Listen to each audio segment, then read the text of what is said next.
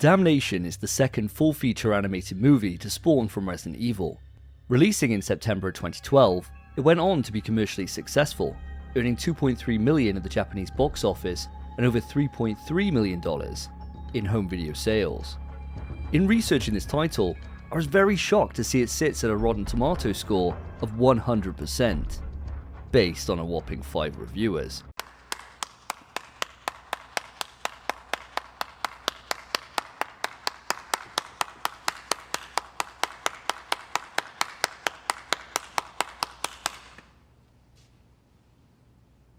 We are about to add 3 other reviewers to the mix.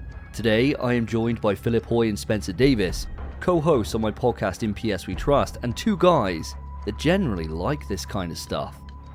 We are going to be discussing what works, what doesn't, and if Damnation is worth your time 11 years later. Now let's dive in.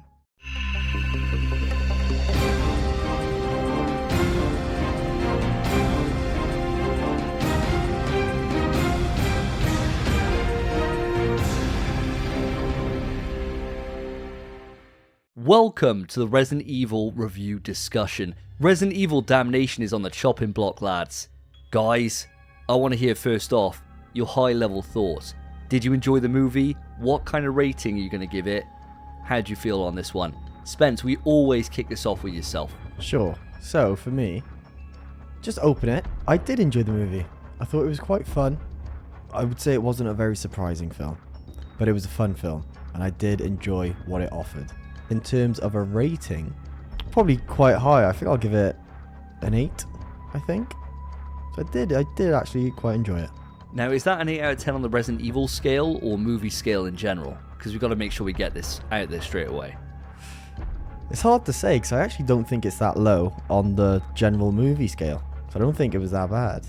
I thought it was actually quite enjoyable. So on the Resident Evil scale, it might be a 9. Because I don't think anything actually is a 10 on the Resident Evil scale. I mean, something could be the best, but that doesn't mean it's perfect. So I think on the Resident Evil scale, I'll give it a 9. Wow. And an 8 on the general scale. Not too shabby at all. What a great start for Damnation. Mr. Hoy, how did you feel about this one? Well, Davey, I'm glad you asked. And thanks again for inviting us back to talk about Resident Evil Damnation. And this is the sequel to Degeneration, which we reviewed previously. I don't know if there's any links really with this movie. Maybe we'll talk about them if you guys spotted them, because I definitely didn't. But within this movie, we join our favourite character from Resident Evil, don't we? Leon, as he goes against the government and retreats from a mission, apparently. They've ordered him to retreat out of the mission, but however, he sneaks into the Eastern Slavic Republic to verify some rumours of a bio-organic weapon used in the Civil War. Ooh, good opening, I thought, to this movie.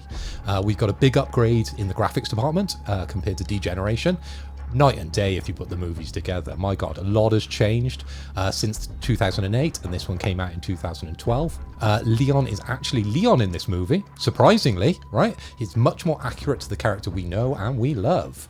And his one-liners are back, and we get some good ones, and we're going to bring those up throughout this discussion. This movie fits into the timeline. It came out the same year as Resident Evil 6, so as I said, 2012, and it takes place in 2011. The plot occurs a few months just before the events of Resident Evil 6, so it's unsurprising that the film returns with Leon Kennedy, although for the first time he's joined on screen with Ada Wong. So she's actually in a movie, which is really, really interesting. Good to see her in CG glory. As for scores, as you said in your opener, yes, it got 100%, but it based on very small amount of reviews. But I feel like we're going to all review this pretty well as we're comparing it against other Resident Evil movies. We've done Death Island. I gave it a 6 out of 10 because I didn't think that was that good. Degeneration, I thought it was a little better on a 7. And again, I think this one actually is a step above. Again, I'm going to agree with Spence on the 8. But new people sort of coming into this and starting with this movie, I think you might be a little lost because there's not much character introduction. I think they just slap you in the face and say, this is Leon, strap yourself in and look out for those zombies and lickers. Because the lickers, they're definitely the main feature of this movie, and I love it. I really, really enjoyed this romp through Resident Evil. Lots of good nods, and yeah, looking forward to the discussion, boys. Well, guys, I'm gotta say, I'm not really too surprised at how positive you are, because I gotta join in this positivity train.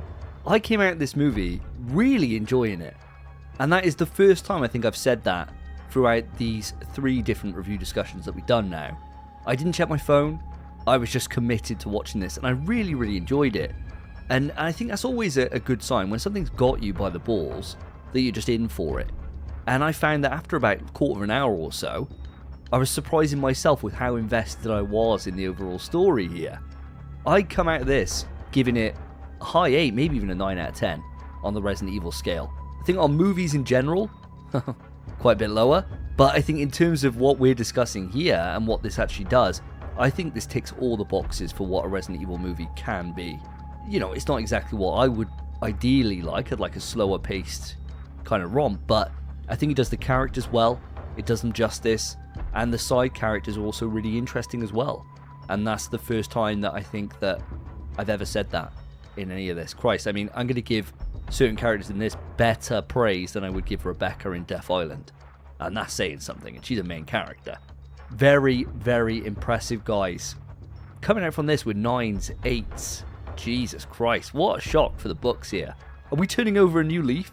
Is this going to be the answer going forward now when we get to Vendetta next? It's all downhill from here, mate. All downhill.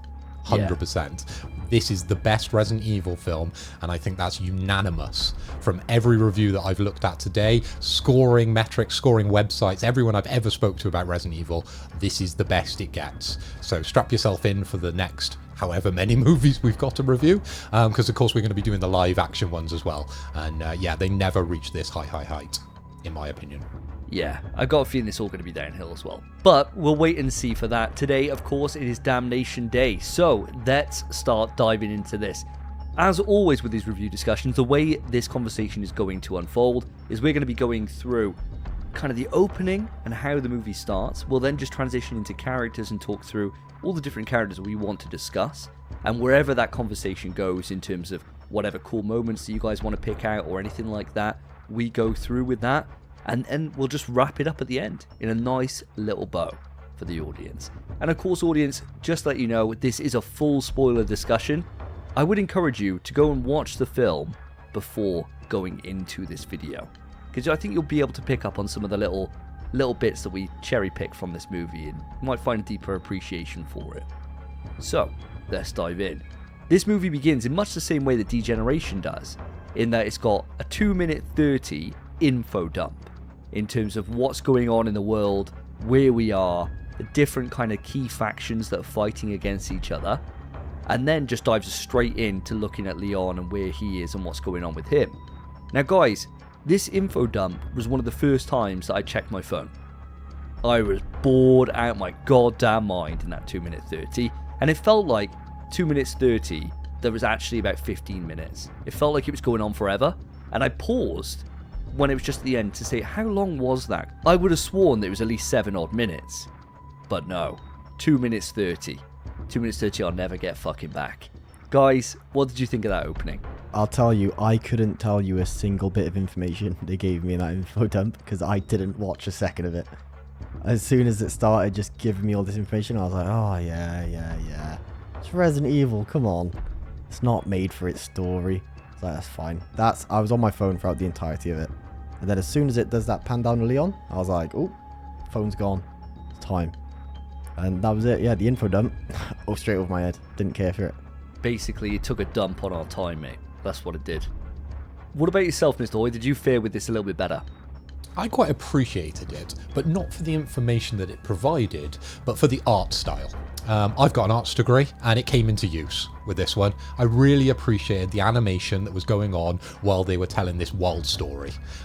Because our last movie that we watched, and I referred to it in my opener, was Degeneration, and the animation there was poor at best. Okay, so that was like a Resident Evil 2 or 1 cutscene. As a movie, an hour and a half or whatever it was runtime of a cutscene quality. This was a big step up because we had some interesting animation here to enjoy. I loved it. I reveled in it. I really enjoyed the intro. As I said, not for the information that it provided, more for just the visual style that came through there. Yeah, that's fair. And it is very much a case of when it did these like info dumps, it was like cool just drawn pieces, wasn't it? It was kind of like as if when you're playing one of the games and it's maybe a AA game rather than the AAAs, and they're doing someone's like character backstory, and it's all just a key part of their life where it's just them standing there along like a backdrop of their family dead or whatever, and they're narrating it. You know, they haven't actually animated it, they couldn't be asked with that. It was kind of that style for it, with just a shitload of talking. But what I did glean from it that was quite good is being set in this Slavic kind of region. So it goes through the whole history of the Cold War and the fall of communist Russia and the USSR, and how this country, this fictional country, has kind of risen from that, and how they want to be recognized as a UN power, and they want to be able to join the UN and be an EU superpower and all this stuff. And so it does kind of filter in as the movie unfolds and you kind of learn what the big bads are up to. It does kind of all make sense. It does cast your mind back to this. But certainly at the time it was too much for me in one go. It is ironic, isn't it, that we have these discussions quite often about, obviously, the movies, the series we're doing now, and then we talk a lot about the games without mentioning them, of course, on the podcast, because we have a little forfeit if we do mention them, because we mention them so much because we're such massive fans, that one of our main complaints is with Resident Evil that the backstory is never told. and in this one, actually, the backstory is told. It's told in a really eloquent and really visually pleasing way with the animation style that I've referred to. And we're like, nah, I'm just on my phone, mate. Probably, throughout Resident Evil, there's probably wicked backstory. We've just missed it because we've been on our phones. It could be. I always think about when you're going to do like a brand new thing and you got backstory to show, keep it short and sweet. You know, you think about Star Wars, how that opens. It's just an opening crawl that lasts for about a minute with just a little bit of text, and then it moves on. Terminator literally begins with like a few lines on screen about the rise of the machines and the fall of humankind and all this and the war, and then it just dives straight into the action, whereas this, it just went on for probably about a minute and a half too long, I think. But it's a very minor point in what is, you know, another 1 hour and 35 left of this entire movie for us to talk through. So as we mentioned, the camera moves down from that and goes on to our main man Leon. And he, of course, is still in contact with Hunnigan. And what I was grateful for, Spence, something you picked up on the last two reviews, is that he's finally had his holiday. He was on furlough. He was enjoying himself, and he got called out to go on this mission. And so I thought, well, he's finally done it. His life goal's complete. He's actually had a break for once. No, he hasn't, though. He was probably on holiday for about 4 hours. And they were like, Leon, come on, back up. Chop, chop. And then off he went. He had 4 hours of holiday, mate. Led on a nice little sunbed. And then he's probably guessed a call. He's like, yeah, I'm on my way. Sits there for a minute and she goes, fuck's sake, man. These BOWs. Ruining my holiday. He's livid, mate. I think, if anything, that made it worse. Because he got a taste of the holiday. And then they pulled him straight back out. Ah, mate. Bless him. Poor fella. Pulled the rug straight from underneath him. And it's no wonder then that from that, when he gets the call of Hunnigan and they tell him, oh, Leon, pack your shit, time to go, the US are pulling out. It's no wonder he's like, no, do you know what, you bought me here. My 2-week holiday, I'm not going to get refunded for that. I booked this through my Sun vouchers that I collected throughout all of summer, and now it's gone. So now I got to pay out again to book another flight, and Ryanair don't refund. So what the fuck am I going to do, Hunnigan? No, I'm going to see this mission through. And it's no wonder he was so driven for it, because he's not getting back that caravan holiday. That's gone now. Some other family have taken that from him. And that chance of a nice sunny break on the beaches of Devon is long gone. To be fair, boys, I think this is Leon's holiday. He just loves hunting BOWs down, and he's got a chance here to explore the Slavic region, hasn't he? Some old castles, you know, some older buildings. He hasn't been to those before, has he? He's thinking, ooh, this is interesting. This is brand new for me. I've never seen any of this architecture before, so I'll have a look around. And little did he know there's going to be a BOW outbreak, and he's there, and he's got a gun, and he's enjoying his time over there. I can't see Leon on a beach with his feet up and the sunglasses on. No, man never takes off that leather jacket. Man's not hot, mate. Man's not hot. He's always got it on, even on the beach. He's walking into the water, wading in with that leather jacket on, until someone nicks it from him. He's had a slightly different look this time, though, wasn't it? Wasn't a fluffy one. it was just a straight up lever, very reminiscent of RE6, which obviously is shown at the end credits as well, which is quite interesting. I'm sure we'll get onto that later on. What I liked about this is what you guys have already spoken about, which is that Leon's character is confirmed here, and it is proper Leon. Because straight away, he comes in, and there's like an explosion right next to him, and he goes, "Major renovations here." And you're like, oh yeah, okay, Leon. All right, we're back. The boy's back. The boy is back. And I was like, yeah, okay. And I really like that. And when he's just cheeky with Hunnigan, he's like, "Better revoke my US citizenship for 4 hours," or whatever he says. "Leon, no." And he just like hangs it up. Yo, he's back, baby. And from there, it goes directly then straight into a scene where he's walking through the desolate streets of Eastern Slav, the Eastern Slav Republic, and he goes down into a car park, and it's all looking spooky, and it goes first person, and I thought this was really cool, where it was just showing him like shining the light on different cars, and he's looking out for threats and thinking, oh, is there something there? And from that moment then, you get this guy come out, right, who looks like he's had the worst day of his life. He's been beaten within an inch of his life, this poor bloke. And you think, is he a zombie? Is Leon going to put him down? Leon hesitates and goes up to him and then says, "I'm the Tin Man. Can you talk?" And this poor guy, he's just gargling blood, right? And he doesn't answer straight. He's like, Leon's just continues to question him. And then when he doesn't answer, because his vocal cords have been just completely clogged up with blood and gunk, and he's just totally ruined on the inside, he says, "Scarecrows aren't known for their rousing conversation." And I thought, Jesus Christ, that's so cold, Leon. What the hell? This poor bloke. Absolute savage. What a monster. I thought, oh my... Well, this just sums it up. Leon is an absolute prick in this. And then the guy all of a sudden starts chatting. And he's like, what are you saying, mate? What are you saying? And then it all kicks off and liquors are involved. Guys, when you saw Scarecrow for the first time, what was your reaction to that entire thing? Because it was just wild to me. It blew my mind that Leon could be such a dick as soon as the film starts. We've kind of gone from one extreme to the other with Leon, haven't we, between these two movies? So in the first movie that we watched, he was just deadpan, and he was just the boy soldier, wasn't he? He was just Captain America, run in and do everything for America and do the right thing. In this one, the only upgrade he's got here is the graphics. His hair looks absolutely bloody perfect. That's the most realistic thing in this whole movie.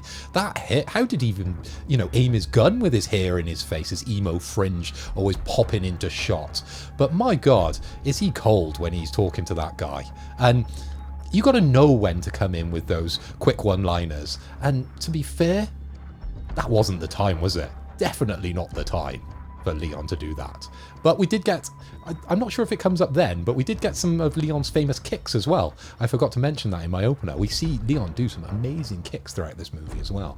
But I'm not sure if it happens right at that point. But yeah, definitely very, very cold introduction when he speaks to the Scarecrow. Mate, for me, it pissed me off. You sit down, this poor fella. "Scarecrow, I'm the Tin Man." Scarecrows aren't known for their rousing conversation. And then, after that, which, horrible, that poor fella was probably sat there choking on blood like, what the fuck? And then, Licker comes out of nowhere, who, by the way, is blind. Only can track you by listening. And instead of being quiet and hiding, he goes, "And now I've got a cowardly lion to deal with." Another bloody Red Brick Road freaking reference. A Yellow Brick Road even. And he's making jokes. To who? Who's that for? There's a Licker in front of you, so you know you need to be quiet. You've dealt with these in the past. And he's like, oh, I can say something funny, yeah. For who? Leon? For who?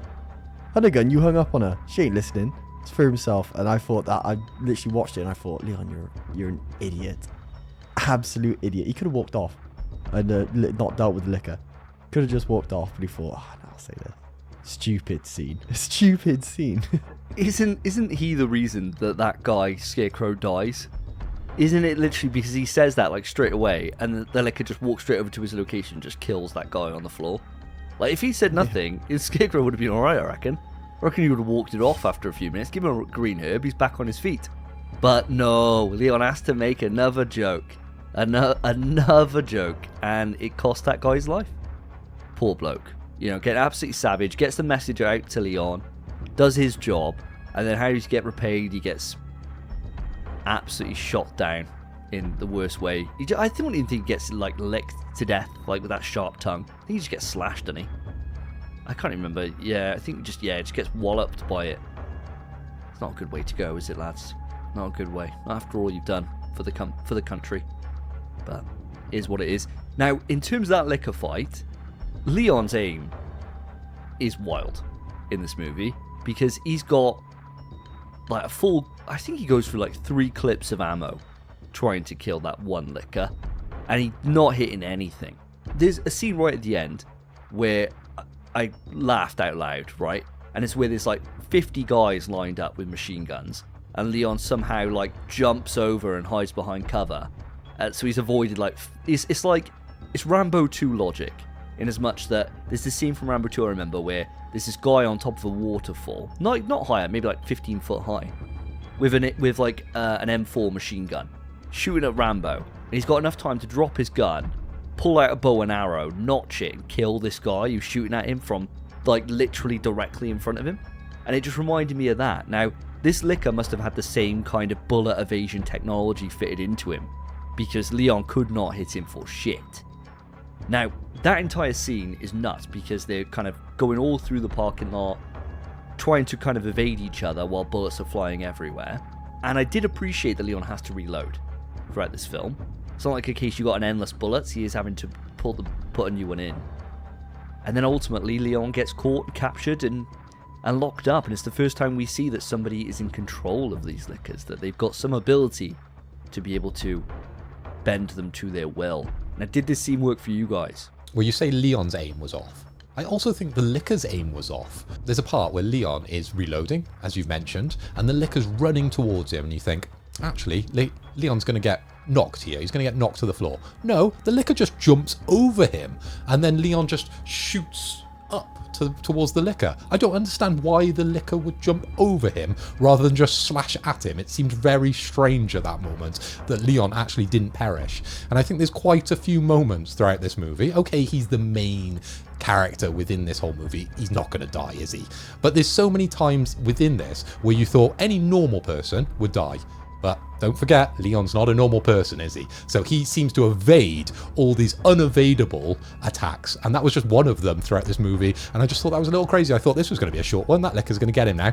He's got to reload. Dead. He should have followed Captain Price's example. It's quicker to switch to your sidearm. He should have done that. Straight away, pulled up the pistol and gone for a shot. But no, never mind. He knew he was safe. He knew he was absolutely fine. He's dealt with loads of these in the past.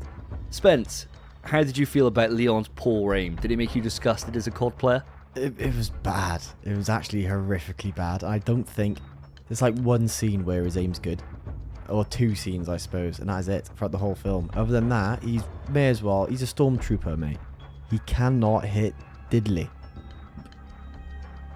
Doing this everywhere.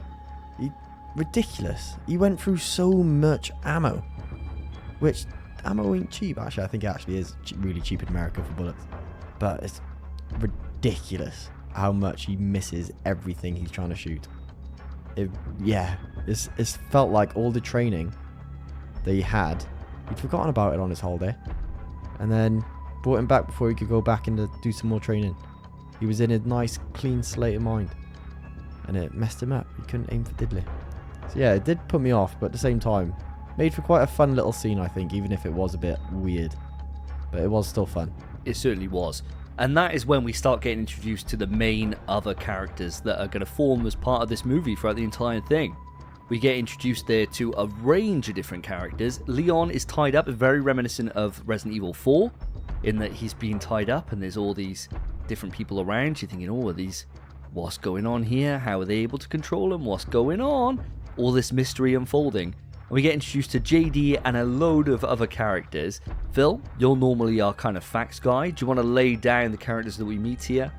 I will, but my accent and my pronunciation of these names is going to be absolutely terrible. So I'll stick to the shorter versions, okay, if you'll allow me. And later on, if you want to fill in the gaps, I'll allow you, okay? So we were introduced to Buddy. So he was a teacher. And he was it said former member on my notes, but he was a member of the resistance group for the Eastern Slav Republic. There was also JD, and he was our comic relief throughout the movie. He was our Timon and Pumbaa of this movie, and he is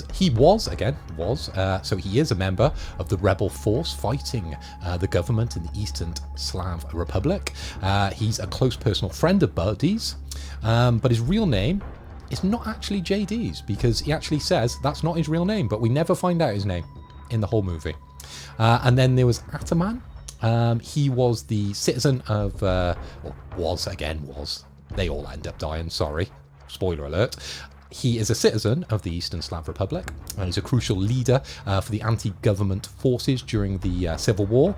He was part of the rebel leadership that was eliminated there, okay? So those were the three people that we were introduced to. So Buddy, JD, and Ataman. I think that's how you would pronounce that one. Yeah, and I think all these characters make a bit of an impact straight away. Ataman, of course, is just coughing away. He's not well, is he? You know, he's just taken way too many hits on the bong, I reckon. And he was just there coughing up. He had bong lung. And he was just there, and they were like, oh, Jesus, he shouldn't have done this before coming down into the secret hideout. Now, of course, I'll set the scene. While they're in there, there's all these soldiers rampaging through the building up above them. So you've got this awesome moment where the camera pans up and you can see all the footsteps and the light beaming down, and they're all moving down there being quiet. For a moment, I thought, why doesn't Leon just shout out for help, like immediately? Like, as soon as you hear people above, being like, hey! Why didn't he? I don't know why he didn't do that. Because then after about 3 minutes of them rummaging upstairs, then JD comes up with the knife. Don't make a noise, American. And I thought, oh, well, time's already gone for that. They're kind of already leaving. You know, he could have quite easily just ended it all right there and then and there. But he doesn't. His intuition, his agent intuition must have told him that, oh, these guys were actually kind of good. Now, out of all these characters, did they all make a splash with you, or are there some more than others that you tend to prefer? And we'll begin then kind of going through the character kind of assassination almost sometimes on some of these characters, because I think some of them definitely don't work, whereas others I think really did hit well. Spence, let's start with yourself. Was there a character out of these side characters that vibed with you? Well, I mean, there's one that vibed with me that I think will vibe with everyone who ever watches this movie, and that's the homie JD. He is the boy. All he wants is some hamburgers and french fries and to watch a blockbuster movie. That's all he wants. And he's just loving America. He loves it. That's all he wants. He's like, yeah, we hate him, but the hamburgers, fries, movies, yeah, you do pretty good work. He's like, later on the scene with the bulletproof vest as well. He's like, made in America. He's like, yes, mate, yes. Class. He just loves it. He's just there for a fun time.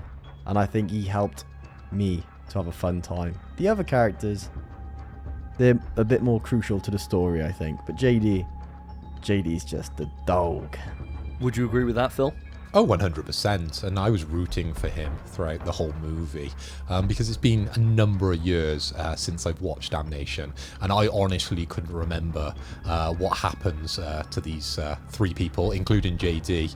But unfortunately, as I slipped up with my reading of what I copied and pasted from the Resident Evil Wikipedia, that they all end up dying in quite horrific ways, actually. Actually, one of them survives. There we go. Sorry. My apologies. Actually, Buddy is the one that actually survives. JD and Ataman, they end up falling away. But Ataman, he's not in it much, is he? And what a time to get a cough. You've got soldiers rumbling across looking for you, and you're trying to hide, and you're coughing away down there and thinking, geez, I've got to hold my breath while there's something inside of me that's going to end up, taking over. My eyes are turning red. I'm going to go full on zombie in a minute, but I've got to keep this on the DL, right?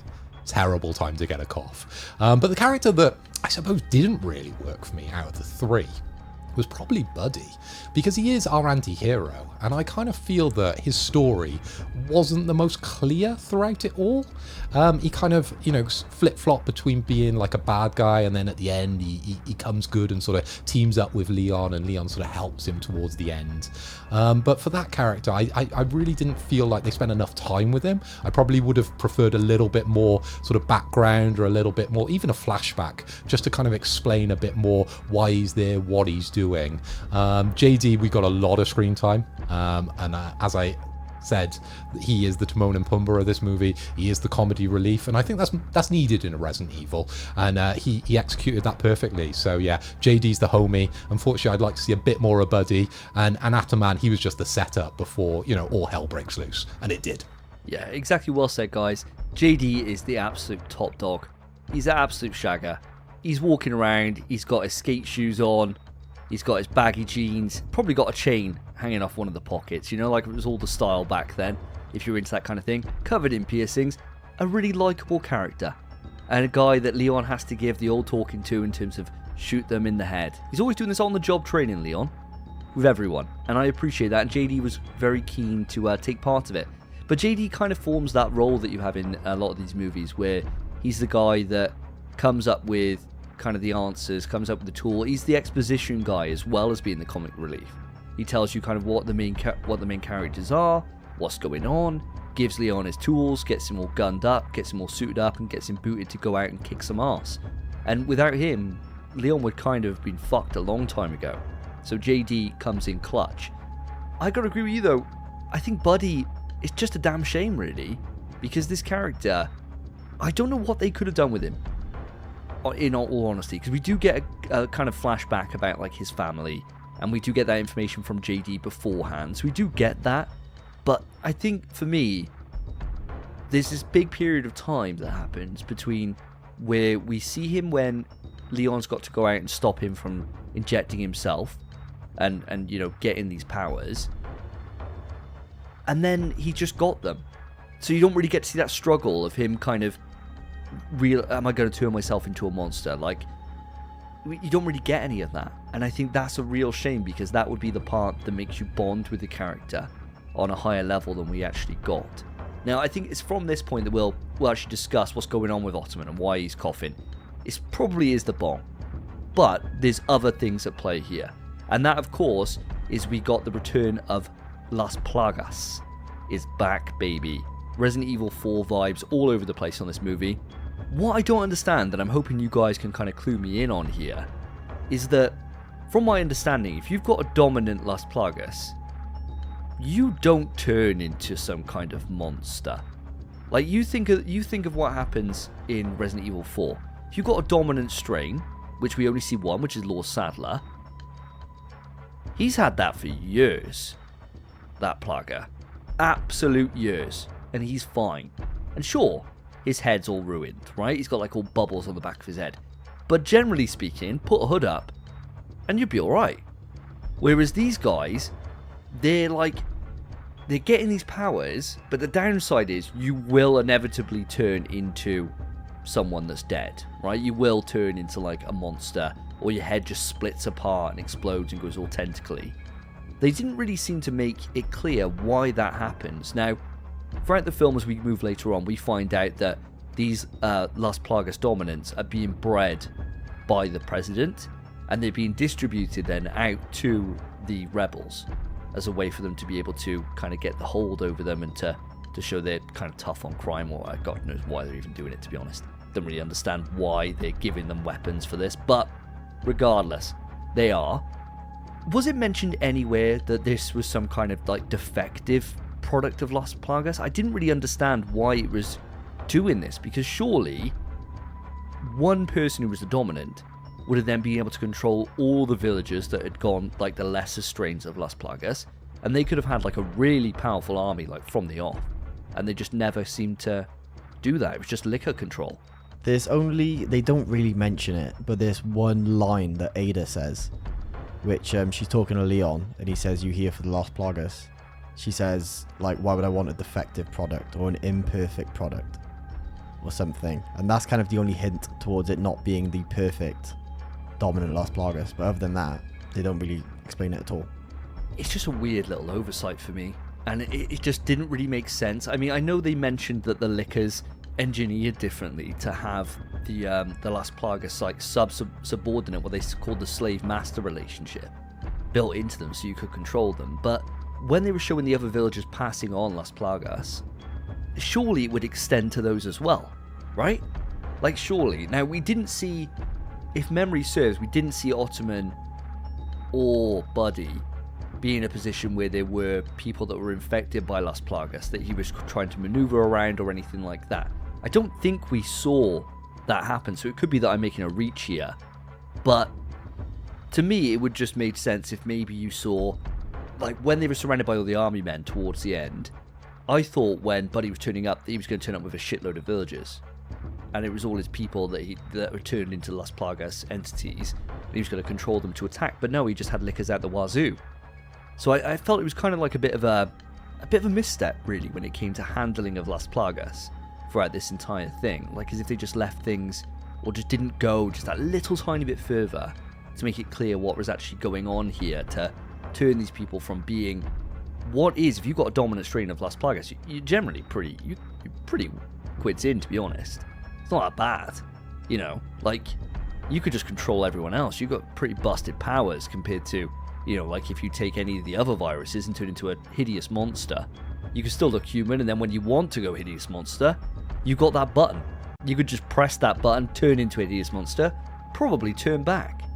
Like a kind of Hulk Bruce Banner situation, you know? Time comes, I need to grow 4 legs and a massive tentacle head. Let's do it, baby. Hit the button and juice up, and then now I just want to go shopping in Asda. Turn back to normal. And you've got that kind of abilities there, but didn't really go any further with that. I think with this one, you just have to suspend your disbelief with kind of like the small print here, right? They had Las Plagas, and they wanted someone to be able to control Lickers, and I believe they achieved that within the movie. Ultimately, none of us listened to the intro, so maybe it was mentioned there, who knows? Maybe someone in the comments will fill that in later for us. But yeah, it wasn't really clear why it was set up in that way for me, but I was just happy for the way it sort of played out, because I thought that was an ultimately cool part to the movie, and we're going to highlight some of those a little later, when Buddy did in fact turn and have that control over the Lickers. I thought that part of the movie was particularly standout. It certainly was. Now, we've kind of gone through those kind of 3 characters there and their roles and what they do throughout the course of the movie.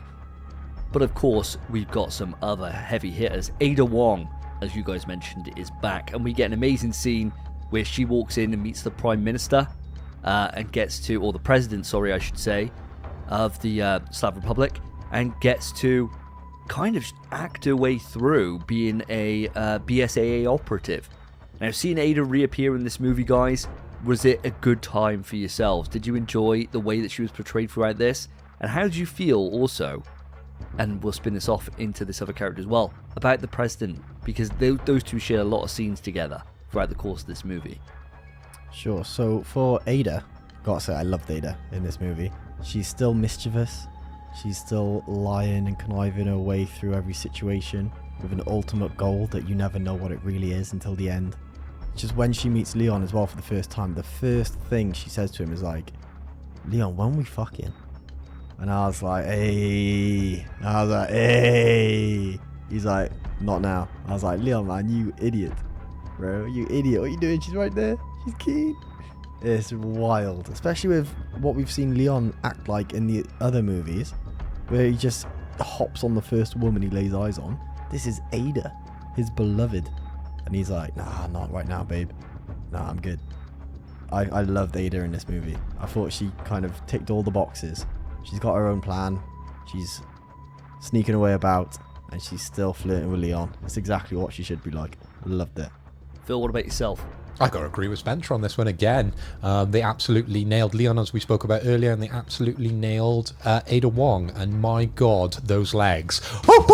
Oh, fine. My God, they got those correct for 2012 or whenever this movie was out. And I'm sure when I watched it originally, Jesus Christ, I was probably rewinding those parts, especially when she was lifting herself up and getting out of the part where she was sort of tied up because she had like a knife in her heel or something like that. But no, they definitely nailed Ada Wong. As Spencer said, she was mischievous and she had ultimate master plan that was like twisting the whole plot towards where she wanted to go, and then you see her at the end sort of talking to whoever that may be. I was hoping it was Wesker. I don't think we got the nod to Wesker on that one. It was some unnamed person where she actually wrestled away some of the defective, as we've put it, Plagus virus from the Beehive. So yeah, she actually was a really, really cool part to this movie. Loved her inclusion, and yeah, I'm really thankful for those 2012 upgrade graphics. Woo! Yeah, damn straight. She was something else. When she was like tied up, and she undid the bottom of her shoe to get the knife out of it. I thought, well, that makes sense why she's wearing high heels all the time. She got knives in her shoes. I mean, come on, that's practical as hell. I was like, I love this. And, you know, she runs fine in high heels. She's not like the girls you see in on a night out and they you know, walk into the kebabi at 3 a.m. and they can't even walk straight. She's got a full sprint on her in heels. It doesn't matter to her whatsoever. She was immense. I thought her character, they nailed it. They absolutely nailed it. And I think that's what this movie did really well with our two main kind of recurring characters in this, in Leon and Ada, is they just got them right. And with Ada, when she was captured, I thought, oh, well, this isn't really like Ada. And then she was like, oh, I thought it'd be harder to get in here. I thought, oh, Ada, you absolute dirty dog. It's all part of the plan. She's got that Batman level plan, man. And it's just so good, and she just pulls it off every time. I thought she was absolutely excellent. The fight scene that she shares with Svetlana, which is the president, absolutely awesome fight scene. Guys, I did not expect Svetlana to be an absolute don. She was fucking solid. She was way harder than anyone that Leon's ever faced in like hand-to-hand combat. She fucks. Does it mention what her backstory is? Like, I know she's an instructor, but there's an instructor and there's being like one of the best goddamn hand-to-hand fighters of all time. She was wild, with a knife, with just her fists, just her feet. I wouldn't want to fuck with this bird.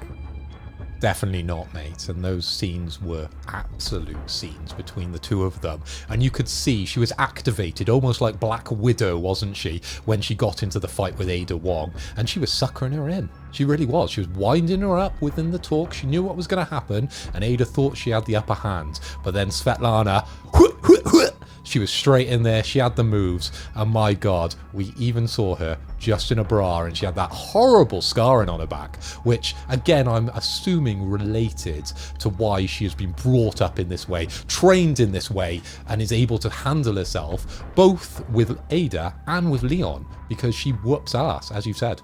Svetlana, baby. Listen. Yeah, she ticks the boxes. She was great. I like Svetlana. She was class. She's, like you said, probably the best fighter we've ever seen in Resident Evil, ever. She was class. And every time Ada kind of smirked or anything, it was like, oh shit, no Svetlana. Ooh. But, like you said, Phil, that nice little scene when she's just in a bra, it was a nice scene. What is that on her back? Because they never reference or mention it at all. And they show it twice. They tease it a little bit. Then they give you a proper look at it. Then I thought there'd be a flashback or a little bit of story to be like, oh, she had this rough upbringing, or maybe she's infected and that's why she's so strong, or something like that. No. Just lets you know she's got a bit of a rough back. You could light a match on that. It was horrendous. But they never explain it, and I was well confused. Do you think that maybe there's something there that maybe the film just didn't go into, that maybe her plan was to give all these people this deviant, messed up version of Las Plagas, and maybe she's got the true dominant? It could well be, because her back was looking like as if it was kind of moving a little bit. Didn't look like it was scars. It looked fucked up, to be honest. Like, that's the kind of thing that if you had a bent over the bed with that back, you'd have to fight a little bit, wouldn't you? You'd be like, oh, lights off, mate. It's got a bit limp, yeah. You'd have to really work at it a little bit. Have to just be like, turn over. Other way, please. Other way, please, love. Because that would, yeah, I don't know, something about it. And I reckon it'd probably stink a little bit. You know, it was like black on it. So you wouldn't really want that anywhere near you, really, to be honest. But they didn't go into it. Maybe if she had that proper dominant energy, it doesn't matter, does it? Because she just bends you to her will. And she could fucking bend me to whatever she wanted to do. Because I couldn't fight back. I'll be put through the wall. Easy. You wouldn't try. I would, you wouldn't try fight back. There'd be no point. Oh. There'd be no point, mate. Svetlana. Svetlana. You'd be as weak as those two lads she had in her office all the time. Yes, Madam President. Yes, Madam President. Whatever you want, Madam President. Give off, guys. Show some backbone. Jesus Christ. They were so weak, weren't they? They're kind of pointless inclusion, really. But I suppose, you know, Ada sort of summed it up, didn't she, when she was like talking about, you know, the master and the slave, and she referred to Svetlana and kind of her subordinates, which I'm referring to as kind of being her slaves. So there was sort of a reference there, but I don't ultimately think they were infected in any way. I think they were just devious and kind of, they had that hierarchy where she was the ultimate bad bitch and they just bowed down and accepted it. Hey, if I saw my boss, right, which is the president of this country, wielding a knife in the way that she did against fucking Ada, I'll do whatever she wants. There's no way, like, what are you going to do? If she turned on you, any of us three would get bodied. Like, absolutely, like, frame one, absolutely bodied. And then when she went up against Leon, I thought, oh, well, Leon's got those magic feet, right? Like, he's able to wreck people later on as we get into this, you know, when we get to Death Island especially. You know, like some cyborged up bad bitch, and Leon just takes her out in one full-powered kick. So, she's not going to last 2 minutes. No, she just bodies Leon as well. And I was like, right, well, yeah, nah, my chances here are slim to none. Slim to none. Throughout those scenes, we do get an amazing fight scene between those two, which we've mentioned, and it does show off both her prowess with a blade and Svetlana's as well. Svetlana, did her plan actually work for you guys, or was it one of those suspend your own kind of logic here and just kind of ride along with it? Because her plan, if I remember rightly, is that she wants to be able to join the kind of bigger players, and she wants to quell the rebellion that's going on. But I don't really know how she was going to go about it, to be honest, other than showing that she was tough on BOWs. I don't really know how else this was all building and what her kind of plan here was. Did anyone pick up on what she was even trying to accomplish? Yeah, she kind of gave them the BOWs to try attack her own country so that she could, it was literally so she had that press conference she was practicing, didn't she? And she was like, we've won this war or whatever against the illegal BOWs, which are horrible, should never be used. She's the one using them. And I think it was her showing her power in the country, how they're able to defeat these illegal weapons, and why we should be accepted into the EU, the UN, whatever. But should you? And she was like, this tiny country means nothing, as well, she said when she was on the ground or something. And she just wants to expand. She wants to be more than what she is. That's just her goal, and this is a means of doing it. And it's lofty means. I think there are better methods. I think just make a mate in the UN, and you'll probably get in bit easier than what you're trying to do. Just have a chat with Mr. Obama. He was running at that time, and you know, have a drink with him, show him your back, be like, you feel bad for me, can I get in the UN? And that is it. You didn't have to do all this. It's a mess. Body slamming through a table and say, let me in UN, otherwise I'm coming back. I'm coming back for more. I'll turn your back into my back. I'll take your back off. I'll put it on my back.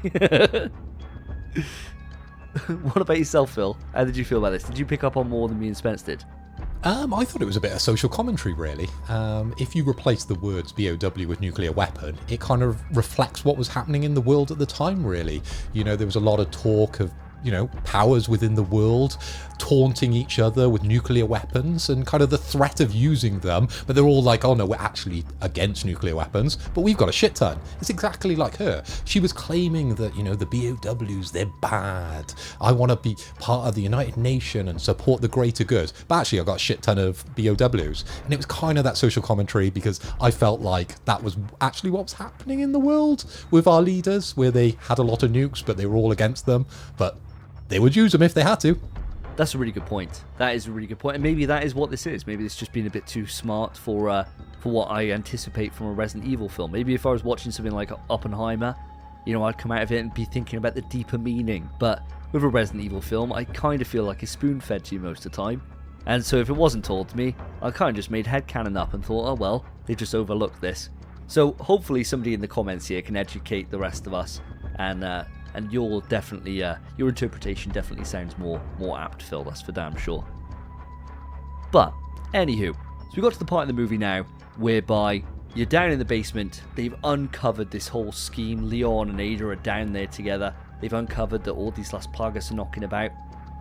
The army come down out of nowhere, all these guards, and you think, oh, it's over. Leon and Ada, somehow they make an escape from it. I don't know how the hell they do it. Ada just says something, and Leon does like half a joke, and then the lights go out, and they somehow are away. And I thought, wow, these guards are useless. Absolutely useless. And we see firsthand how useless they are, because just then, when you think all hope is gone, the elevator starts counting down. And one solitary licker comes out, and they absolutely smoke this licker. They smoke it, and I thought, wow, this is great. Like all of them are lined up, and they put, I don't know, like 400 rounds into this one licker. It gets annihilated, and I thought, about goddamn time someone start taking this BOW threat seriously. But oh no, they look up, there's hundreds of them, and they start causing absolute chaos.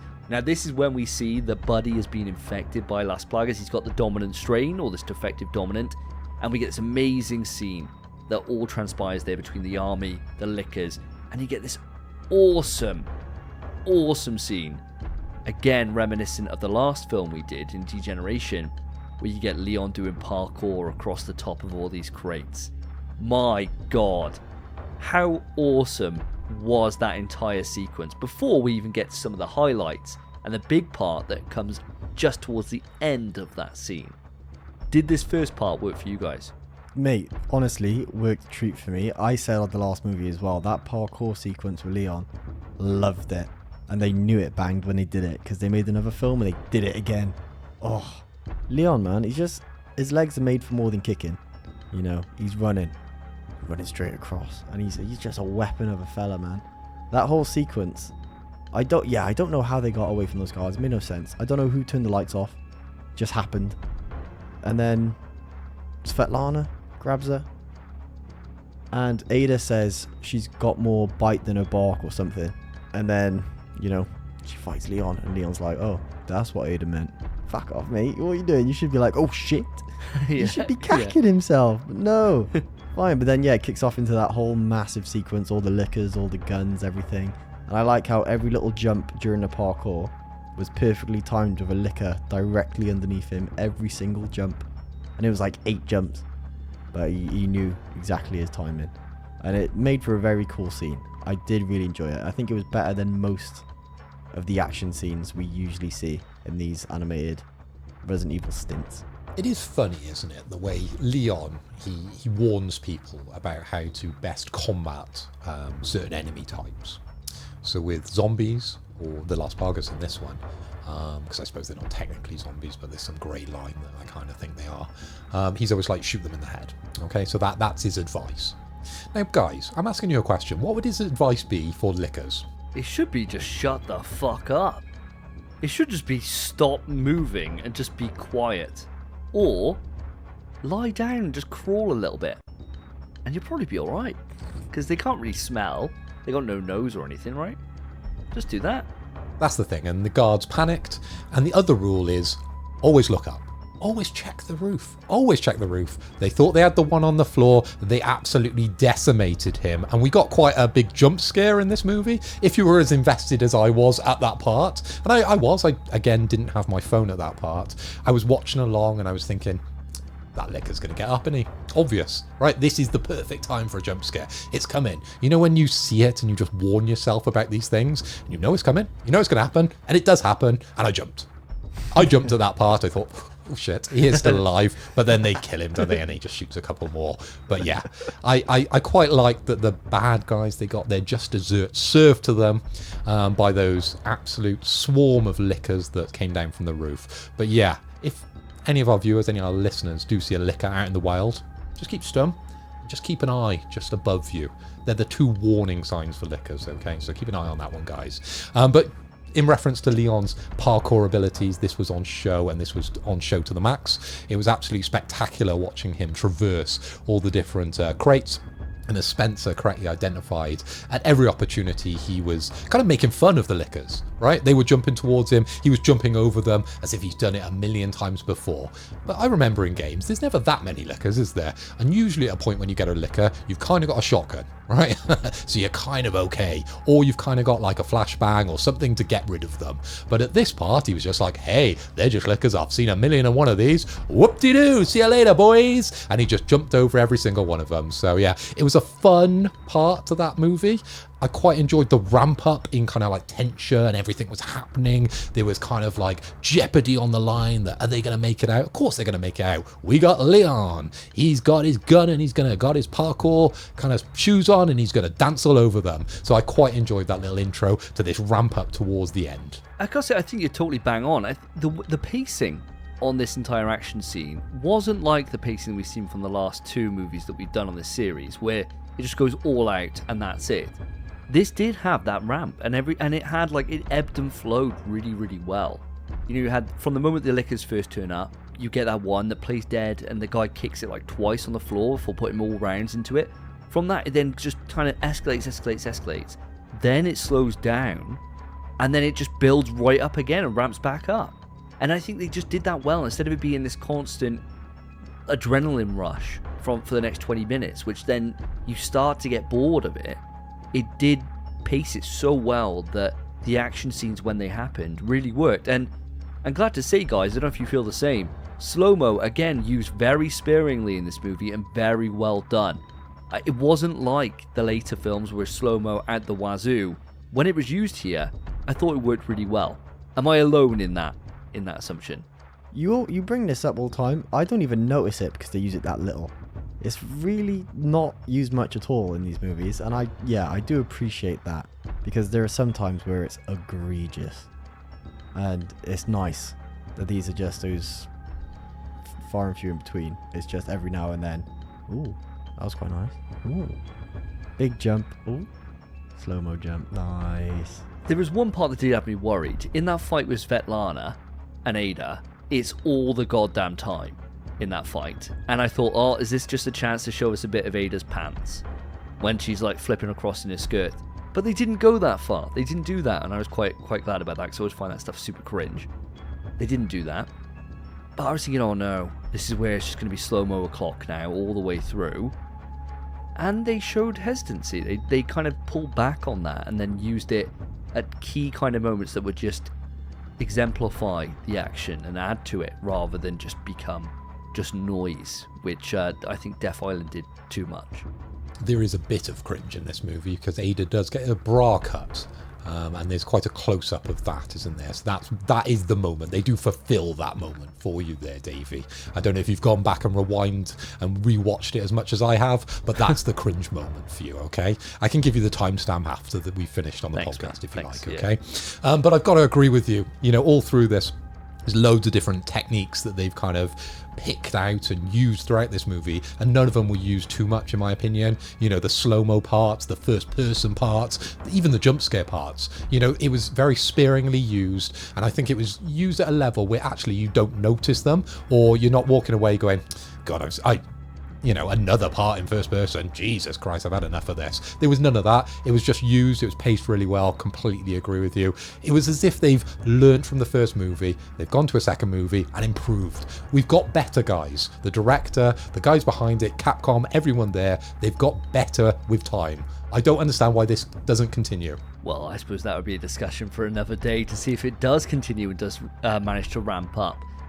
But from there, we then get a massive bit for me that was huge fan service, and something that I didn't really know I needed until I played Outbreak File 2, and I had my first realization of what it could be.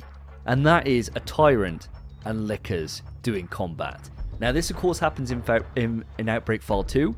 They have a moment in that where there's a scenario where there's a tyrant who's being controlled by a scientist, and you're walking along and he's part of your team.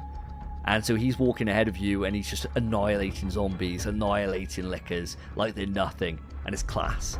And it was great in the game. I loved it when that showed up. And you knew it was all going to go bad. You knew he was going to turn against you at some point. But you had to wait for that to happen. In this, you just see a tyrant set out. And I thought, oh Christ, how are they going to deal with this tyrant? And the answer, lickers o'clock, baby.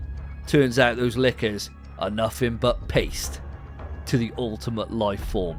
Guys, were you excited to see tyrants show up here? And not just one tyrant, but several. Bro, Tyrant's the boy. Man had 3 lickers on him at one point, dashed the one off. Whilst this one's still on him, takes the second, holds him in the air and splits him in half. And then just takes off the other one, crushes his skull, and he kind of holds it, he brings it to them. And then just... And you're like, oh, Tyrant, you king. It was sick. I loved seeing Tyrant. His design was a little different to what I'm used to, but it was nice. And I liked that it was still kind of limiting gear, like we've seen, where it's suppressing his power, which we find out later on. And he's just a Tyrant, isn't he? He's just Tyrant, man. What else do you need to say? He's a legend.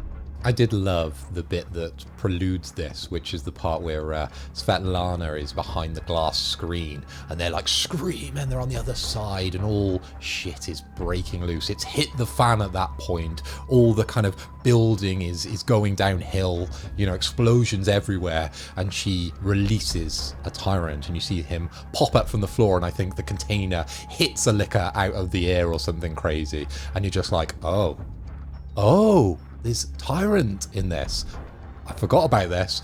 Here we go. So this will be really interesting. Here's the big bad. We're not seeing Svetlana change into a big bad. We're just seeing Tyrant in this one. Brilliant. Great. And then there's 2. You're like, 2? How are they getting out of this? Right? I'm this surprised. Look at my eyebrows now. Imagine them when I was watching this. I was like, guys, game over. We're not seeing Leon again. He's not going to be in Resident Evil 6. But it was strange, I thought, with the tyrants, that they actually showed a little bit more personality than normal. Spence, you picked up on that when he got the licker's head and he just crushed it in front of them, and they're all trembling in fear. It was a little bit more like they understood what they were doing. They understood the power they had and the threat that they were for the people that they were chasing. So yeah, it was a little bit different than how I know them to be completely deadpan, like most of our characters in any of these CG Resident Evils, dead behind the eyes. That's what I was expecting. But no, we saw a little bit of personality from the tyrants, which was quite amusing throughout. But yeah, they don't like fire, do they? Hate fire. Absolutely hate fire. And hate fire. Hate lift shafts as well. Really not a fan of lift shafts. Everything in this is one common thing in all these movies so far. Seem to be a big fan of a lift shaft that just goes into a pit of infinity. Do you notice that every single time? Like, I would have thought they'd be on the bottom floor with that lift shaft. So surely if it goes anywhere, it's not going to go anywhere, right? It's just it's not going to be like a ball of flame come up from it. It's falling like, I don't know, 3 foot maybe? But no. Turns out they just thought, this lift shaft, it only goes down to, you know, like minus 500 feet. Let's do another 1,000 feet just to, why not? We got the contract, lads. We finished way in advance. Let's build another 1,000 feet down. Who knows what's down there? Let's do it. It was a little confusing because they were on level B5, weren't they? And it kind of felt like they were down a lot further underground. But of course, you don't know the difference between the floors. But you would assume it's only 5 floors. You should be able just to look up and kind of see out. But I remember when they're sort of climbing out of this later on, it's just dark at the top. You know, it felt like a lot more than just 5 floors. Exactly. I thought that as they were climbing that, we're going to get what a thrill. Dun, dun, dun, dun, dun. It's going to be the Snake Eater theme just start kicking in as they're climbing up there. I mean, that would have been a hell of a send-off, wouldn't it, if that had happened. But I do want to follow up on something you said. You said about the design of Tyrant, Spence. Now, for me, maybe it's just me projecting here, and maybe seeing the Tyrant and the Lickers. It was the same design from the end of Outbreak File 2 for that Tyrant. I swear to God. The exact same. The way it transforms, it doesn't have like the arm blade that like Mr. X has, or like Tyrant Classic from RE1. It was very much that same design of like kind of that broken like kind of lava skin across the front that on Outbreak File 2 they have when you have the big kind of final fight. And I really appreciated that. I thought, wow, you know, I haven't seen this design, this be the classic kind of Tyrant design, in a long time. And to be fair, Tyrant just doesn't seem to be used that much. You know, if you think about the original trilogy, he's all over the place, right? He's in 0, he's in 1, he's in 2. And then kind of from that, they kind of don't really seem to go back to him for some reason. And he is supposed to be the ultimate life form. He's something they can control. They can do all these different things to him. I was just happy to see him. Like, really happy to see him. And I don't know, maybe, as I said, maybe I am projecting here my kind of Outbreak File 2 love onto this film. But I really appreciated that design. I thought it was so class. So from that moment, they've escaped the Tyrants temporarily. They climb out the giant ladder and they escape into sunlight. Everything seems okay. The threat's all past. Wait a second. Tyrants are out. And, wouldn't you know it, they love punching stuff that could be shot and exploded. So he punches the gasoline tank. Leon shoots it. It explodes into a massive ball of fire. And that's then when the power limiter armor is off. And it's game on, baby. How the hell are you going to take these on? There's this awesome scene where Leon pulls out a rocket launcher. And I thought, oh, this is it. Game over, Tyrant. This is your one weakness, is rocket launchers. Nope. Catches it. And just throws it up into the sky. And I thought, God damn, this Tyrant's sick. Nothing can stop this guy. Let alone when he's grabbing Lickers as he's running towards him. And he just gets 2 of them. And they're like holding him back. And he just like fucking slams them together. Just like he's doing a pec deck. Just that she just grabs 2 of them and then just starts running through some more. These Tyrants, they fucked throughout this entire film. I think it really showed their power off, and it just showed what a step up they are compared to any other villain. Now, that is kind of the big end fight here. How did you feel it ramped up when they got outside? Because it all went a bit crazy from there. You've gone from rocket launchers to other weapons, which I'm sure that we're going to bring up here. Did all this lunacy, which unfolds in this last like 50 minutes of this film, was it too much for you guys, or were you very much along for the ride at this point? I was along for the ride, mate. I thought it was class. It was a great little plan that Leon and Buddy teamed up, and they used that liquor to lure Tyrant into that massive gas canister. And Leon was popping in his little thermal rounds or whatever they were and just light it up. And that's a good use of slow-mo as well. They didn't do it too much, but that one bullet, a little bit of slow-mo on it, that was nice.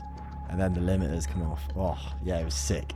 It was sick, but also a bit weird because when he lifts up the tank, again, like Phil, like you said, he's kind of showing his intelligence where he's dodging the actual gun on the tank.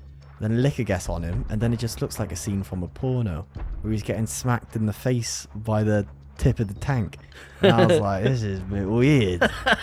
Bit weird. But then he gets lit to Kingdom Come, and it's class. I thought that whole scene really worked for me. I thought it was paced really well, and just the way they went about that entire fight, where they were like, just find explosives. Anything that's explosive, just please find it. And a tank was just there, happened to be there in the fire, and Buddy, whilst coughing his lungs up and controlling Lickers, was able to go and get in it and bring it down somehow. But good for them, I suppose. It's wild. It's wild what they teach now as a teacher, isn't it? That you can drive a tank. Yeah. You know, I thought, thank God that he did tank lessons at school. Maybe that's what he was. He was a tank driver beforehand, and it just turns out maybe getting people their tank license. Wouldn't you know it? A tank's right there and readily available. But I did not expect a tank to show up in this film. Or for anyone to drive a tank. I thought when the tank came out, I thought, oh shit, like this is really escalating. Out of all the vehicles so far from all the Resident Evil movies, this is by far the most hardcore one. Like, where does it go to from here? Like, where do you go from a tank? Do you then go like, oh, we got to pull out a nuclear sub that we got just anchored offshore that now all of a sudden this character can somehow drive, and we're going to operate that? I thought it was absolutely wild that he just gets a tank out and just drives it straight into a Tyrant. And I thought, oh, this is absolutely wild. As you said, the turret smacking him in the face was hilarious. Absolutely hilarious. I thought, surely you can't let off a tank round that close.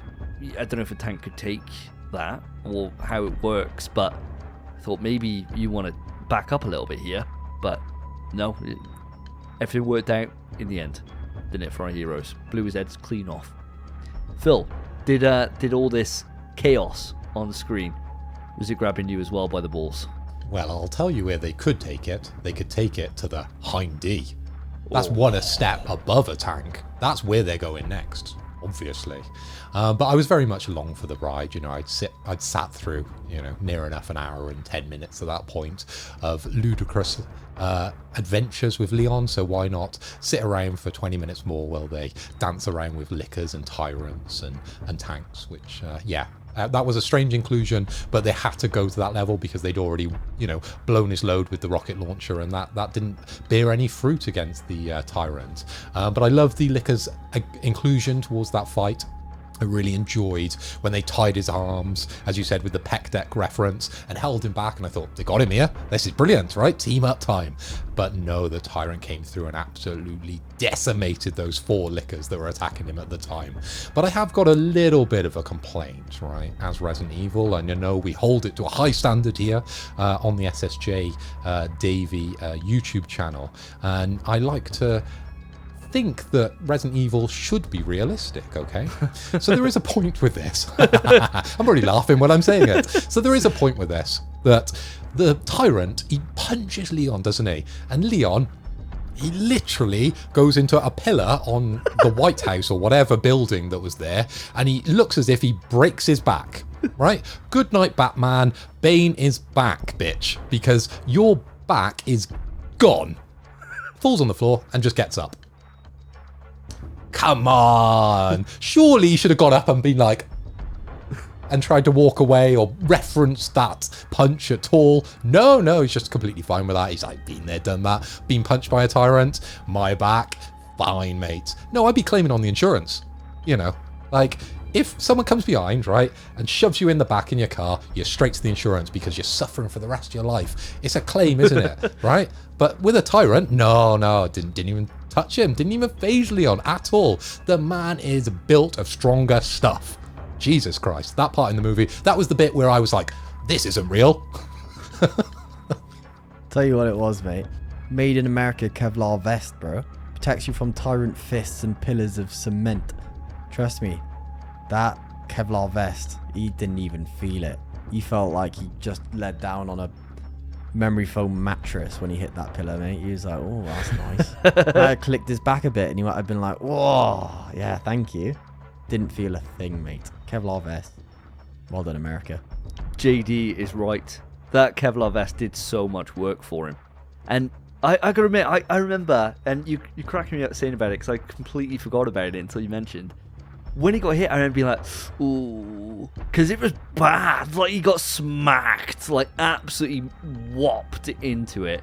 And I was thinking, oh, that's game over, bro. No amount of, like, red herb, green herb combos are bringing you back from paralysis. But, as you said, Spence, that Kevlar vest made in USA, baby. And he shrugged that off like no one's business, and he's back to it immediately. And he said, not even a hobble.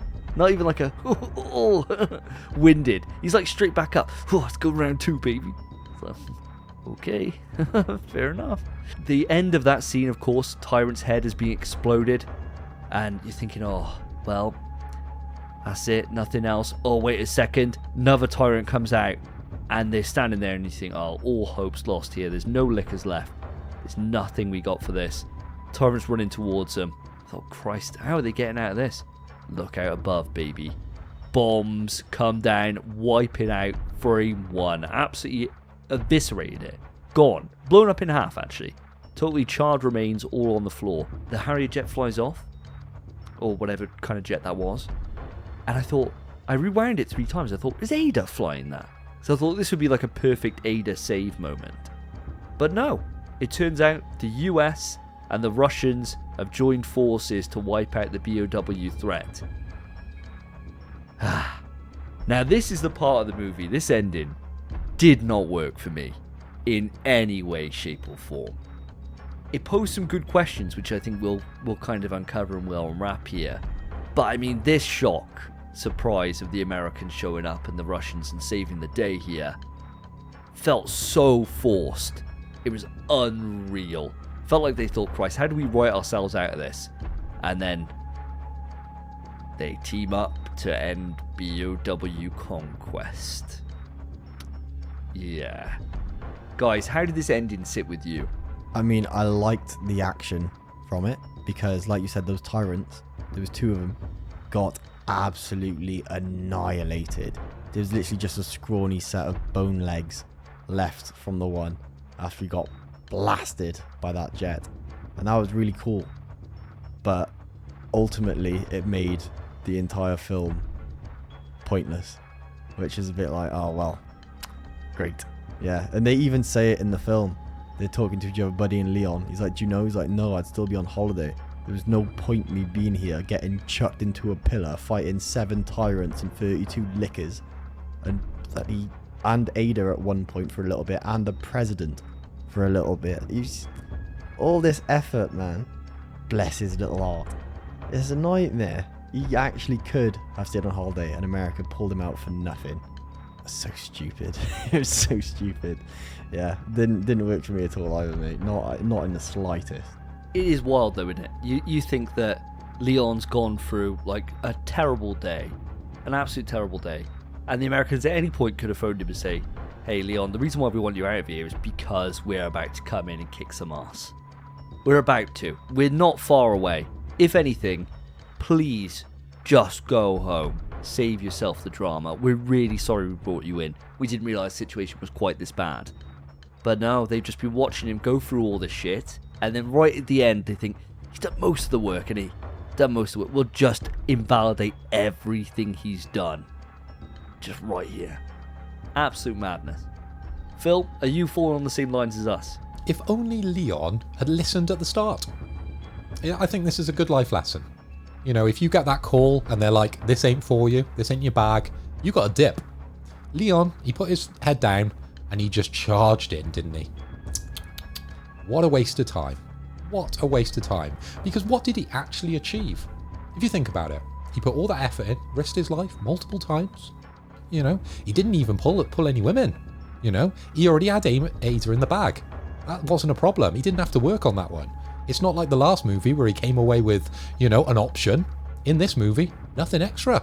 So what did Leon actually achieve? And I'm putting it to you guys that actually it was a waste of time Leon being there, because the US and Russia, weirdly, are back to our social commentary that they made friends and they worked together to solve the greater good. So ultimately, I think that's probably the story with this movie, that they wanted Russia and US to look good together and working towards stopping this overall problem. Or maybe I'm just trying to think about a bigger kind of problem that the world of Resident Evil is solving here. Maybe I'm trying to force my agenda here of the kind of nuclear reference that I came up with earlier. But we'll see in the comments how everyone else sort of feels about that one. But you're right, Davey. I just felt ultimately it was the writers finding themselves in kind of a really awkward position, because you've just had one of the big bads destroyed in a really cool way with the tank. Where do they go from here? I would just fly over a couple of jets, and they were pinpoint accurate with those missiles. How many Resident Evil movies have you watched where they can't hit fuck all, right? Excuse my French. They just hit a city. You know what I mean? Yeah. They can't hit a single thing. They just go for everything. How did they hit it so well?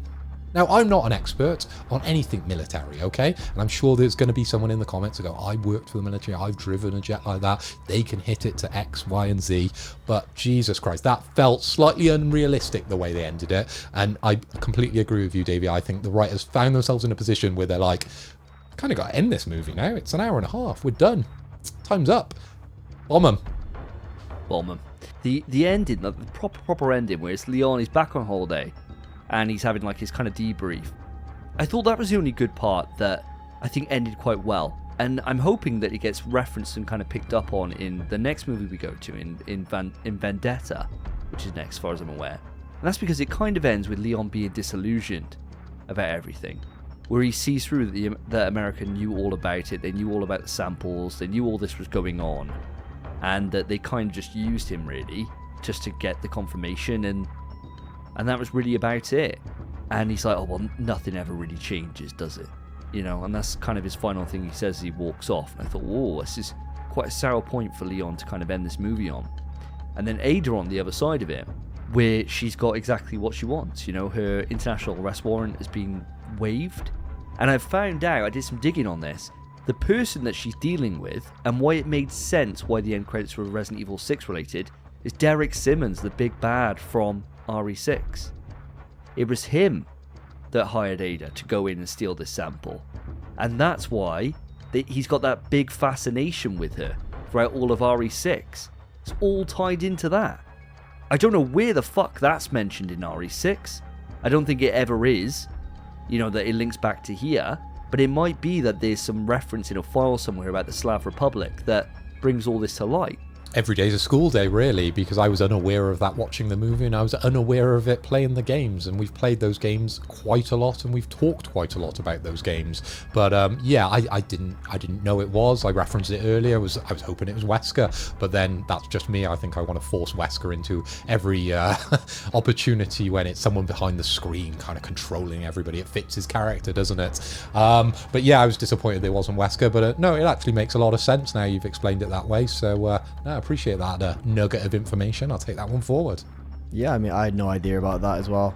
It is weird that it's actually so linked to the game series. Because, I mean, yeah, they're technically canon. But this one, that's like the first thing that actually is canon. I thought that fella that she was talking to was going to be Madam President's bodyguard or something. The one who's always like, of course, Madam President, of course. And it was him betraying his country or something. But no. Yeah, it was just lead into RE6, which is wild. It's wild that they've done that, but it's cool. It is cool. But then that's a bit of lore in that game that you're actually missing out unless you watch the second animated Resident Evil movie. And that's probably the only time that actually happens. That is so strange. Very. So strange. Very weird. And this is the thing, I never would have picked up on that in a million years. And it's only because I started pulling that string in terms of who was this who hired this? And granted, I haven't seen Vendetta in like forever, and so I couldn't remember if the two were linked in any particular way. So I was thinking maybe this comes up there, but no. Internet's telling me it's Derek Simmons, and as you said, very strange link.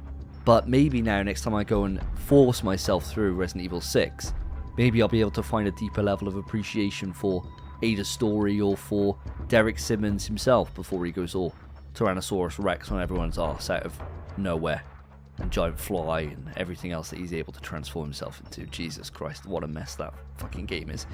So, we do get one kind of final bit here with our characters in terms of Buddy and Leon, where they're sitting together and Buddy's succumbing to the end of the virus. He's got that bong lung and he's sitting there coughing a gut up, and he goes to shoot himself, and Leon stops him.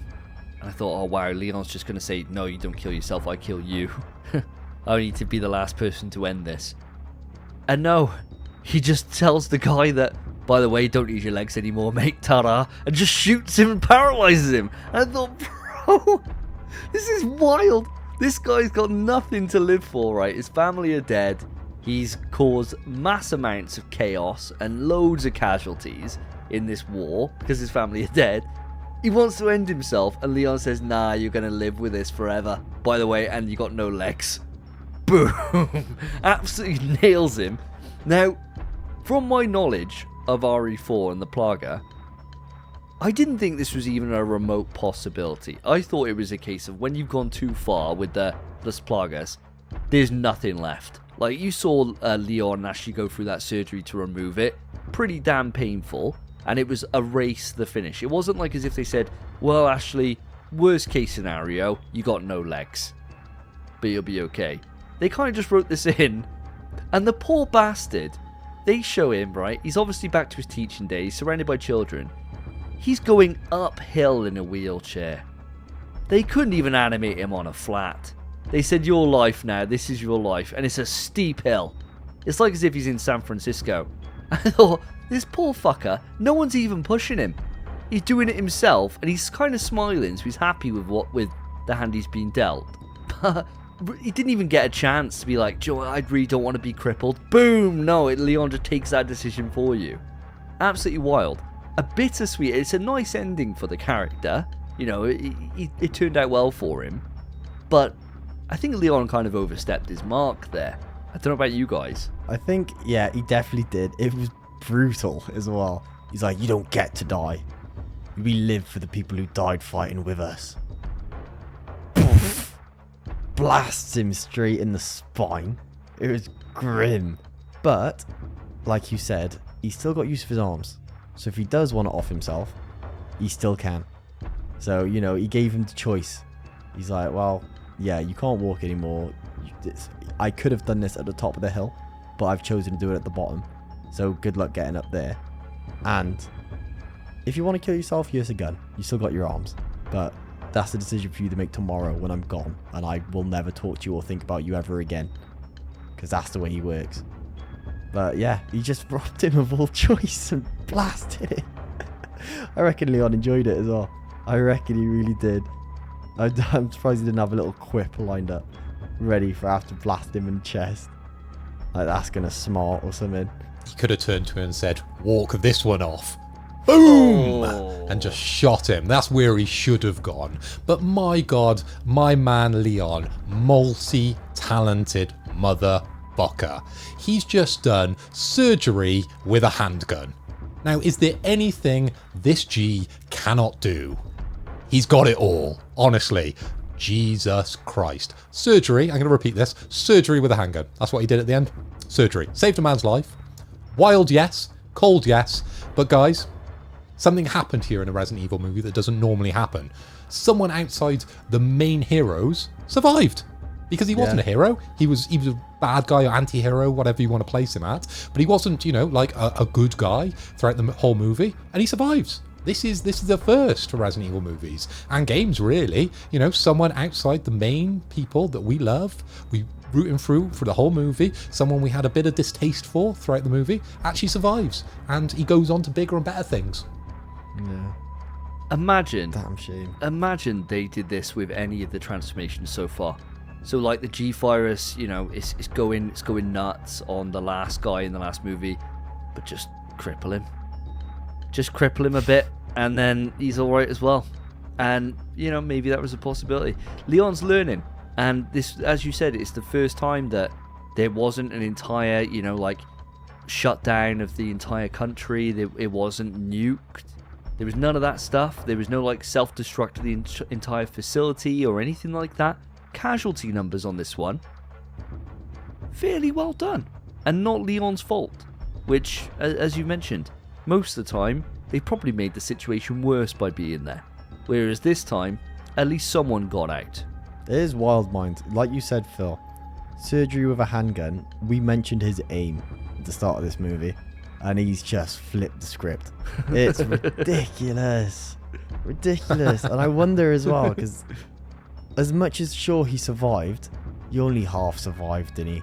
Lost his legs. We don't know if his dick still works. I'd assume it doesn't. Yeah. Which, you may as well be dead, I think. Yeah.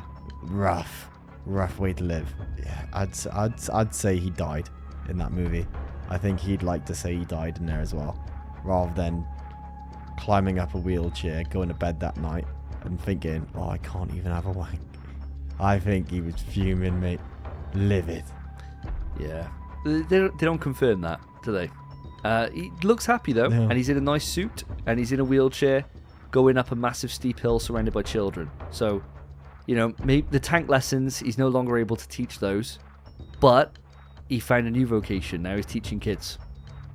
It's all sunshine and rainbows. I did have a quick check on the Resident Evil Wikipedia, and unfortunately they don't mention anything about his ability to pleasure himself after the incident. It's not on there, apparently. They left that out. Sorry, Spence. That's alright. But that brings an end to this movie. I mean, was there any other scenes that you guys want to go through? Any other moments that kind of stand out to yourselves? I'll hand it over to you. Yeah, mate. And I don't think we've done our favourite character in this movie justice. And one of my favourite parts, unfortunately, is his demise.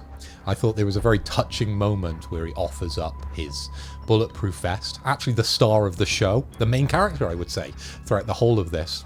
Leon's a secondary character. The main character here is that punch-proof, bulletproof vest that he's got on, because that thing, it stands up to Tyrant. Okay, so that's our main character, JD. He hands it over to Leon, and he knows he's gone. He knows he's coughing away. Something's happening inside of him. He can feel it. He's feeling like a new man. And he walks up. He sees his friend that he thought had died. And you get that horrible moment where he looks up and the blood is dripping from his eyes.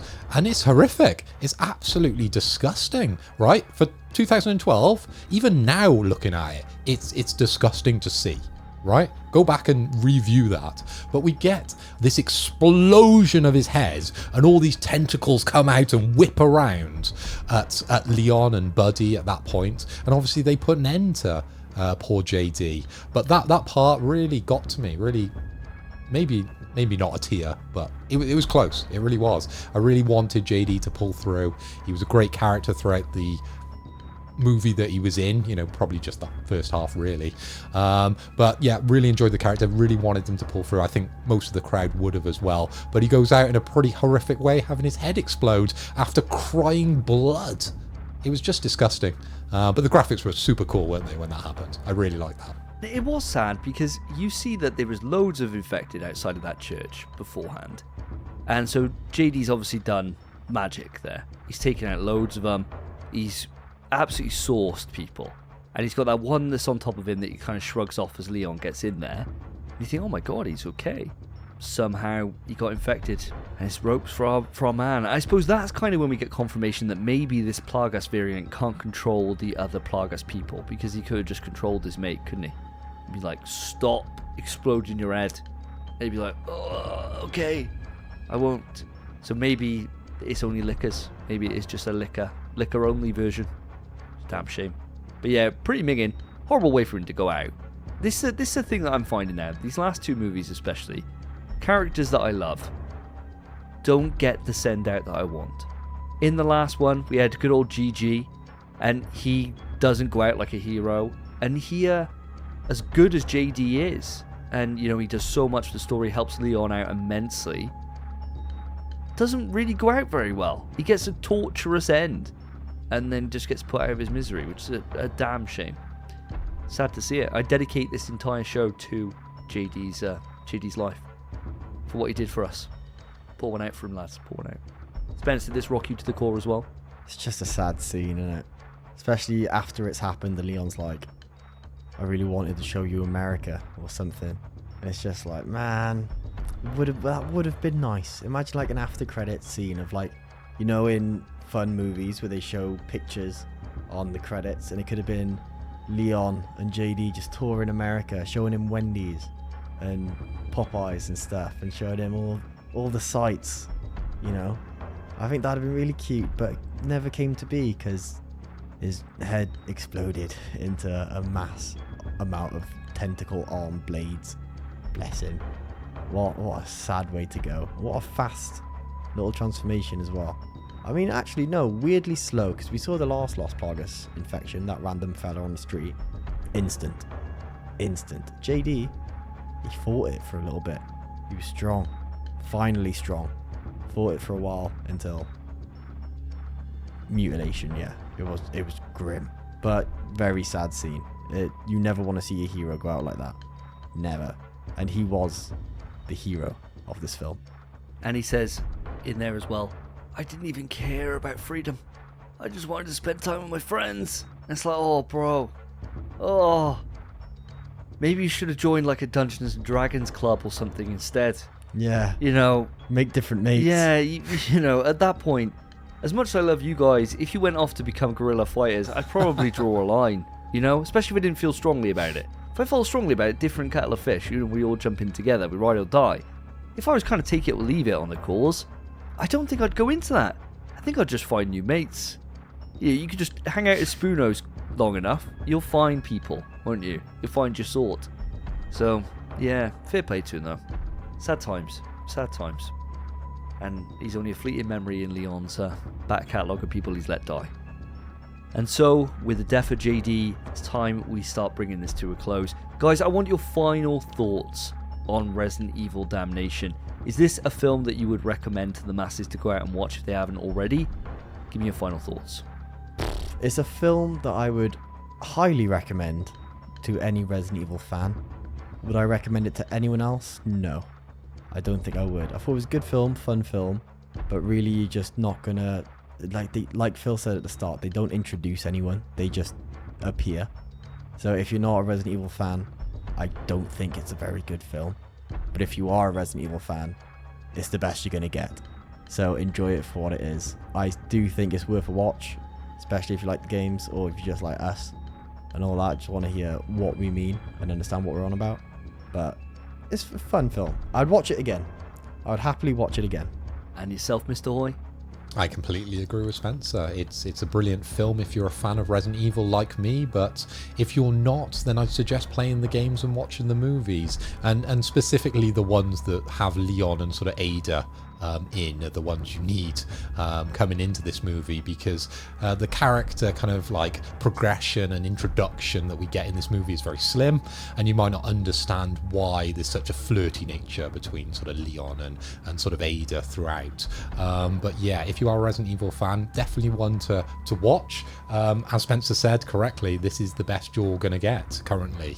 Although we are reviewing them, so you never know, there might be a diamond amongst the rough, but I think to my knowledge and from all the scores we've been reviewing, this is the best you're going to get. So yeah, definitely one for a Resident Evil fan. If you're not a Resident Evil fan, probably just to skip on this one, because it would be just an average movie, a little bit confusing because you won't know the characters. Well said, guys. I gotta completely agree with you. I think this is easily the best one out of all the ones we've done so far, and an actual good movie, and one that, as you guys said, I want to go back and watch, and I certainly will go back and watch this again in the future, which is something I definitely won't do for some of the others that we've done. I think this movie's just a damn good time.